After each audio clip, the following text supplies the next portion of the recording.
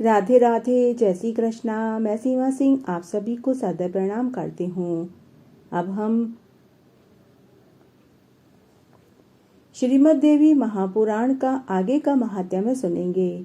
इस अध्याय में हम सुखदेव जी के जन्म का विवरण आएगा और व्यास जी के द्वारा सुखदेव जी को विवाह के लिए कहने पर सुखदेव जी का अस्वीकार करना और वट पत्र पर बालक रूप भगवान विष्णु की कथा का वर्णन आएगा। आइए अब हम इस महात्म्य को सुनते हैं। जब व्यास जी ने पुत्र की कामना के लिए कठोर तपस्या करी तब महादेव जी ने उन्हें पुत्र का वरदान दिया और पुत्र वरदान पाकर व्यास जी वापस अपने आश्रम में आ गए। आश्रम में आने के बाद वे सोच में पड़ गए कि पुत्र किस तरह से प्राप्त किया जाए, क्योंकि बिना स्त्री के पुत्र प्राप्त करना कठिन था। तब वो सोच ही रहे थे कि मैं किसी स्त्री को इसके लिए प्रेरित करूं। तब वे मन में सोचने लगे कि अगर मैंने किसी स्त्री से विवाह किया तो सभी मेरे ऊपर हंसेंगे। तब वे ऐसा सोच ही रहे थे कि तभी उन्हें घृताची नाम की एक सुंदरी अप्सरा दिखाई दी। सूत जी कहते हैं कि घृताची नाम की उस सुंदरी अप्सरा को सामने देखकर व्यास जी चिंता में पड़ गए और सोच में पड़ गए कि मैं क्या करूं। यह देव कन्या अप्सरा मेरे अनुरूप नहीं है। उस समय उस विचार सागर में निमग्न मुनि को देखकर अप्सरा के मन में आतंक छा गया। वह सोच में पड़ गई कि मुनि कहीं मुझे शाप न दे दे। उसने अपना रूप सुग्गी का बना लिया और डरती हुई वह मुनि के आगे से निकल गई। उसे पक्षी के रूप में देखकर व्यास जी बड़े आश्चर्य में पड़ गए। अप्सरा को देखने के साथ ही मुनि के शरीर में काम का संचार हो गया था। उस समय अग्नि प्रकट करने के विचार से व्यास जी काष्ठ मंथन करने लगे। अकस्मात उस लकड़ी पर ही उनका वीर्य गिर पड़ा, पर वे काष्ठ मंथन करते ही रहे। मुनि के उसी अमोघ वीर्य से सुखदेव जी का आविर्भाव हो गया। व्यास जी के समान ही सुखदेव जी की बड़ी भव्य आकृति थी। काष्ठ से उत्पन्न हुए उस बालक ने व्यास जी के मन को आश्चर्य में डाल दिया। जिस प्रकार यज्ञ में हवि पाने पर अग्नि प्रदीप्त हो जाती है, वैसे ही सुखदेव जी की आकृति चमचमा रही थी। पुत्र को देखकर मुनि के आश्चर्य की सीमा नहीं रही। मन में आया यह कैसी घटना घटित हो गई। उन्होंने यह विचार किया कि हो न हो यह भगवान शंकर के वरदान का ही प्रभाव है। काष्ठ से प्रकट हुए सुखदेव जी तेज के मूर्तिमान विग्रह ही जान पड़ते थे। अपने तेजस से एक दूसरी अग्नि की भांति उनकी आभा चमक रही थी। परम प्रसन्न पुत्र को जब मुनि व्यास जी ने देखा तो उन्होंने तुरंत गंगा में गोता लगाया और वे पर्वत के शिखर पर आ गए। तपस्वी लोग आकाश से बालक सुखदेव जी पर फूलों की बरसात करने लगे। व्यास जी ने महात्मा सुखदेव जी के जातकर्म संस्कार संपन्न कराया। विश्वावसु, नारद, तुमरु आदि प्रधान गंधर्वों के मन में अपार हर्ष उत्पन्न हो गया। वे सब सुखदेव जी के दर्शन करने के लिए और गान करने लगे। काष्ठ से प्रकट इस दिव्य बालक सुखदेव जी के दर्शन पाकर संपूर्ण महाभाग विद्याधरों को असीम आनंद की प्राप्ति हुई और वे स्तुति करने लगे। सुखदेव जी के धारण करने के लिए दंड, सुंदर कृष्ण, मृगचर्म और दिव्य कमंडल स्वयं आकाश से पृथ्वी पर आ गए। सुखदेव जी बहुत शीघ्र ही बड़े हो गए। प्रकाश तो उनका जन्म का ही साथी था। विविध विद्याओं के विशेषज्ञ व्यास जी ने उनके यज्ञोपवीत की पूरी विधि संपन्न करी। जन्म के समय ही रहस्य संग्रह सहित सभी वेद सुखदेव जी के पास उसी प्रकार विराजमान हो गए जैसे उन्होंने व्यास जी को सुशोभित किया था। पुत्र उत्पत्ति के समय व्यास जी ने घृताची अप्सरा को सुग्गी के रूप में देखा था, अतएव बालक का नाम सुखदेव रख दिया। सुखदेव जी ने बृहस्पति को विद्या गुरु बनाया और ब्रह्मचार्य के व्रत में कोई भी विधि अधूरी नहीं छोड़ी। गुरुकुल में रहकर रहस्यों और संग्रहों सहित संपूर्ण वेदों, संपूर्ण धर्म शास्त्रों का उन्होंने भली भांति अध्ययन कर लिया। गुरु को दक्षिणा दे दी। समावर्तन हो जाने पर वे अपने पिता व्यास जी के पास वापस आ गए।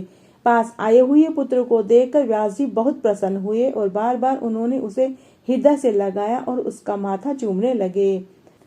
तब व्यास जी ने अपने पुत्र से कुशल क्षेम पूछी। उसके बाद व्यास जी सुखदेव जी का विवाह करने की बात सोचने लगे।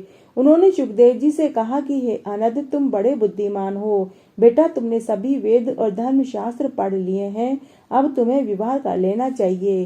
गृहस्थ बनकर देवताओं और पितरों का यजन करो। पुत्र विवाह करके मुझे पितृ ऋण से मुक्त कर दो। तुम्हारा ये परम कर्तव्य है। हे सुखदेव, तुम बड़े बुद्धिमान हो। तुम्हें गृहस्थ आश्रम में रहने पर मुझे महान सुख प्राप्त होगा। बेटा, तुमसे मुझे बड़ी आशा है, उसे तुम पूर्ण करो। अत्यंत कठिन तपस्या करने के पश्चात तुम अयोनिज का मैंने मुख देखा है। हे सुखदेव, तुम दिव्य रूप हो, मैं तुम्हारा पिता हूँ, तुम मेरी रक्षा करो। सूत जी कहते हैं कि इस प्रकार कहने पर पूर्ण वैरागी सुखदेव जी ने अपने पिता व्यास जी से कहा, पिताजी, भला बताइए तो मृत्यु लोक में ऐसा कौन सुख है जिसमें दुख न हो। पंडित जन ऐसे सुख को सुख ही नहीं कहते हैं। विवाह कर लेने में स्त्री के वश में हो जाऊंगा, पराधीन नहीं रहूंगा। विशेषतः जब स्त्री मुझे अपने काबू में कर लेगी तब मेरे लिए कौन सा सुख रह जाएगा।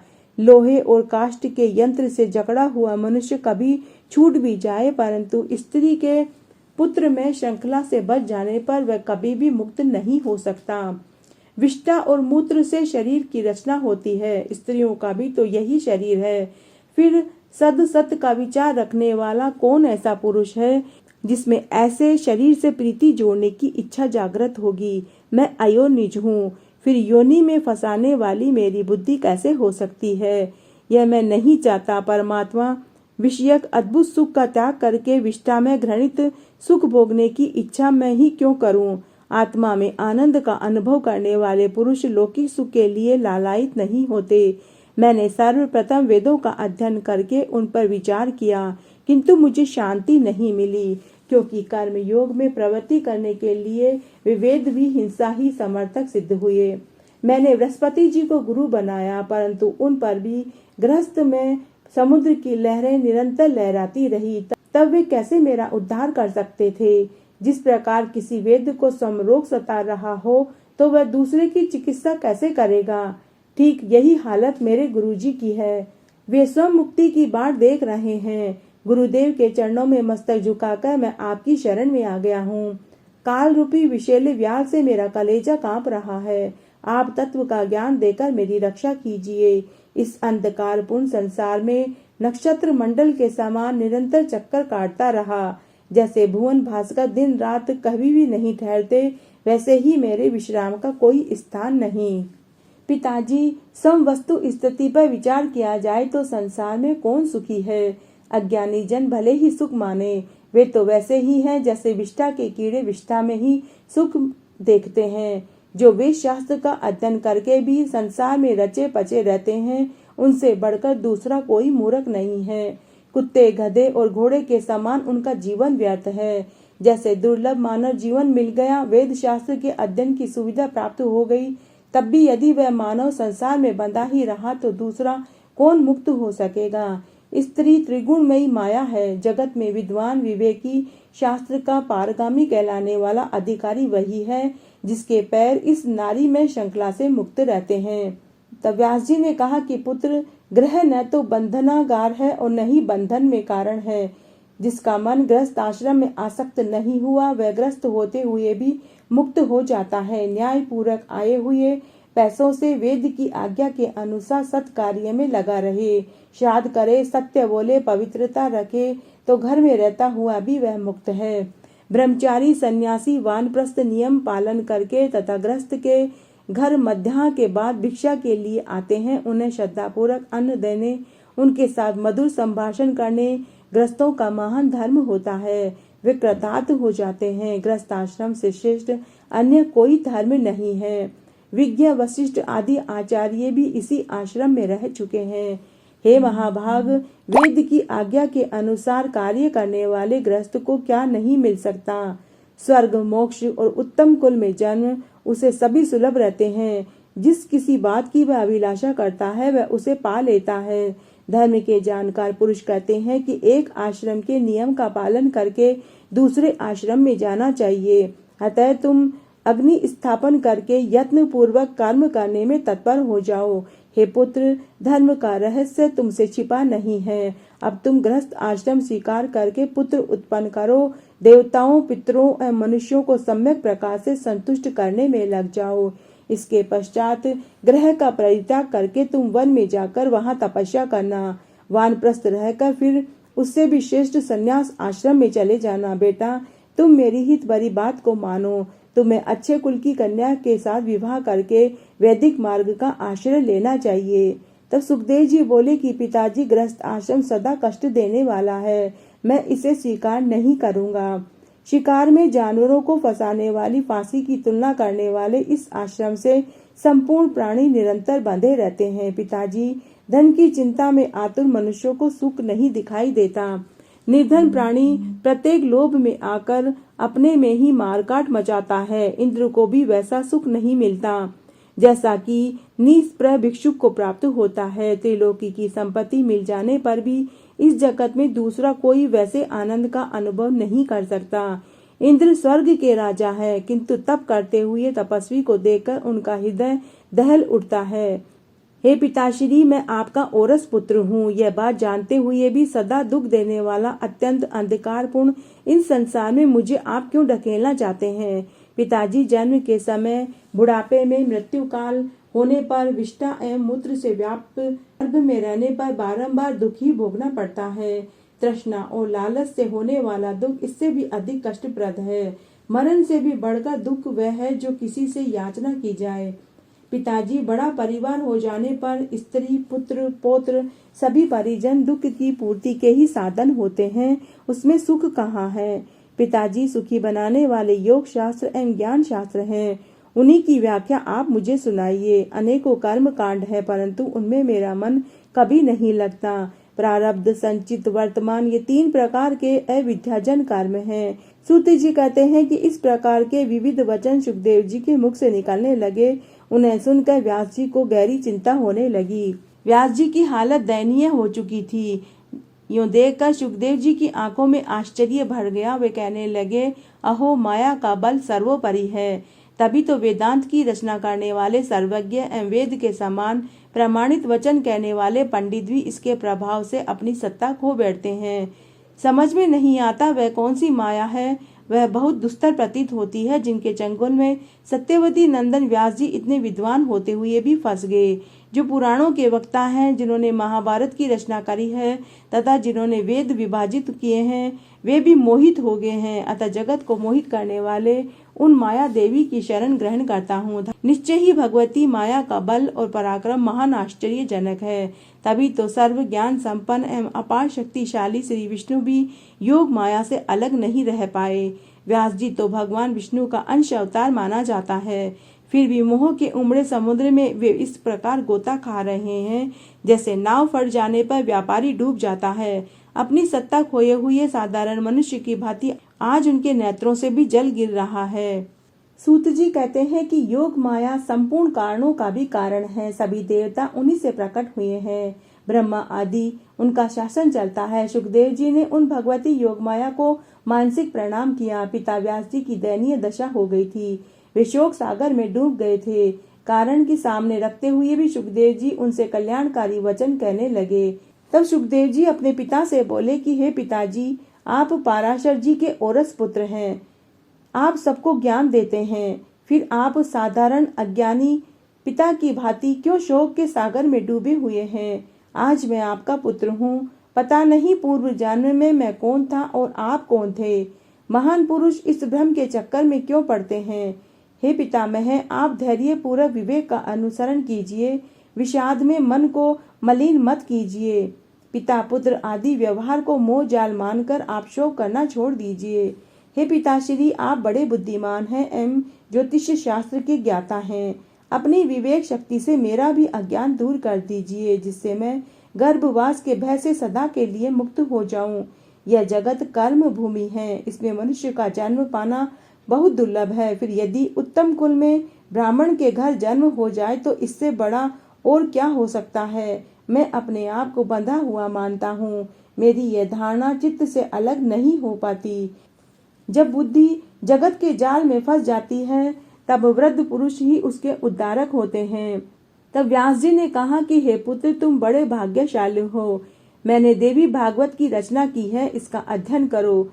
वेद तुल्य इस पावन पुराण की संक्षिप्त से रचना हुई है। 5 लक्षणों से सुसंपन्न इस पुराण में 12 स्कंध हैं। मेरी समझ में यह पुराण संपूर्ण पुराणों का आभूषण है। उस देवी भागवत का तुम भी अध्ययन करो।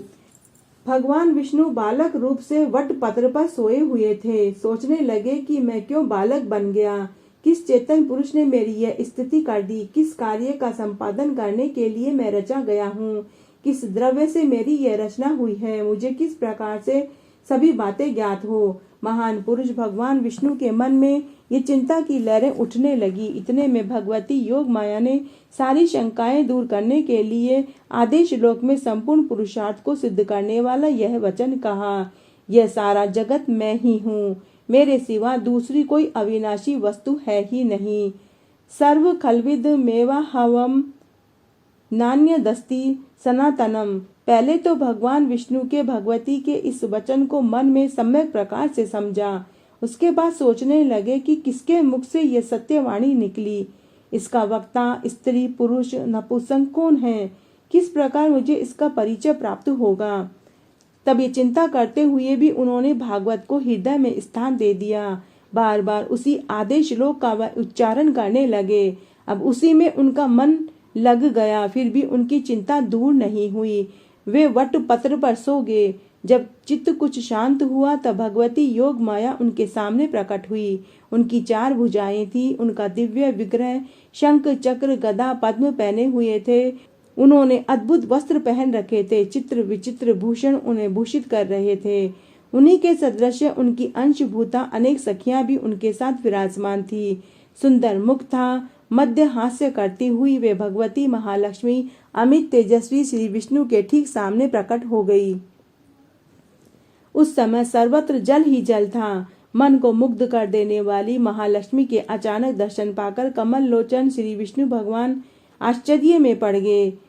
रति भूति बुद्धि मति कीर्ति स्मृति धृति श्रद्धा मेघा स्वाहा स्वधा सुधा निद्रा दया गति तुष्टि पुष्टि क्षमा जृंभा तंद्रा आदि शक्तियां उन महादेवी के साथ चारों ओर अलग अलग विराजमान हो गई। सबके हाथों में श्रेष्ठ आयुध विद्यमान थे। वे अनेकों आभूषणों से अलंकृत थी। पारिजात पुष्पों की माला उनकी छवि बढ़ा रही थी। उस जलावरणम में भगवती महालक्ष्मी तथा उनकी सहचरी शक्तियों को देखकर भगवान विष्णु का हृदय आश्चर्य से भर गया। वे सर्वात्मा प्रभु इस घटना को देखते ही आश्चर्यचकित हो गए। वे सोचने लगे कि ये संपूर्ण स्त्रियां कौन हैं तथा वट पत्र की शैया पर सोने वाला मैं कौन हूँ। इस जलावरणों में यह वट का वृक्ष कैसे उत्पन्न हुआ, किस अज्ञात शक्ति ने मुझे सुंदर बालक बनाकर यहाँ स्थापित किया, यह स्त्री कौन है, किस अनिवर्चनीय शक्ति ने क्यों मेरे आगे यह अद्भुत दृश्य उपस्थित कर दिया। अब मुझे क्या करना चाहिए, मैं कहाँ जाऊँ या कहीं न जाकर सावधानी के साथ बालक स्वभाव वश चुपचाप यहीं लेटा रहूं। इस तरह आज मैंने आपको यह महात्म्य सुनाया। आगे के महात्म्य के लिए भी आप इसी तरह मेरे साथ बने रहें। धन्यवाद।